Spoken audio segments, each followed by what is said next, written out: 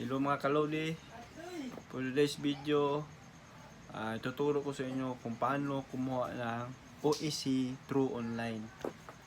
Kung bago pa kayo sa channel ko, please subscribe and i-hit doon rin nyo ang notification bell para ma-update ko kayo sa bagong video ko na i-upload. So tara, usap tayo!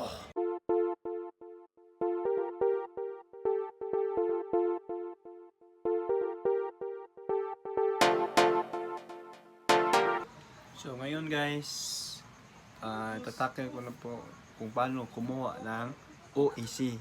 OEC stands for Overseas Employment Certificate. Ito po yung exit clearance natin pag babalik na tayo ng abroad.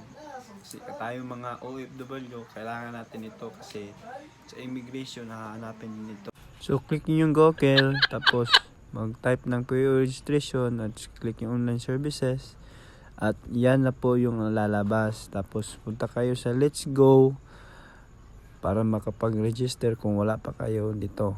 So, click yung register. Tapos lalabas yung ganyan. Tapos click mo lang yan.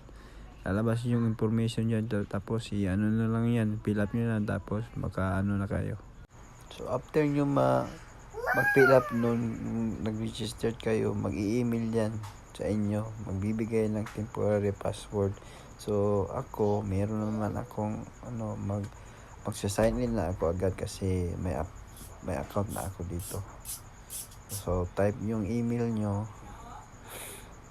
yan, iba-blurred ko lang yan kasi personal ko yan para hindi nyo makita.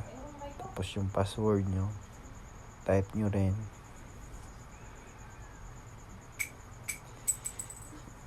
Yan, lalabas na po yung application nyo. Kung bago pa kayo, magpipill up pa kayo nyan. Wala pa yan yung mga dashboard, yung profile nyo, fill upan nyo yan. Lahat. Tapos mag-attach kayo ng mga certificates nyo dyan. Mga IDs, lahat dyan. Mag-attach kayo dyan.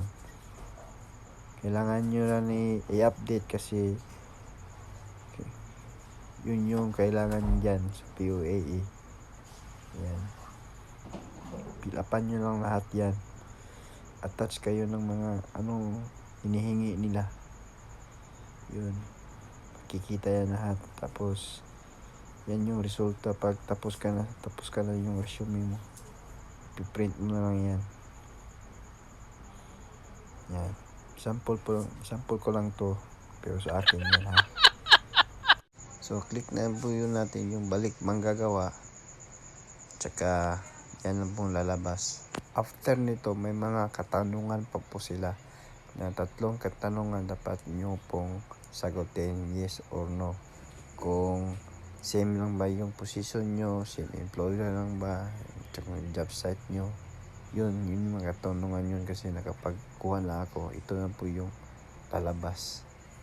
Ito na pong resulta ng OEC. So, i-print na lang natin. Wow! So, sana nakatulong ako sa inyo sa video natin. So, thank you for watching. And huwag niyo makalimutan mag-subscribe sa YouTube channel ko. Bye!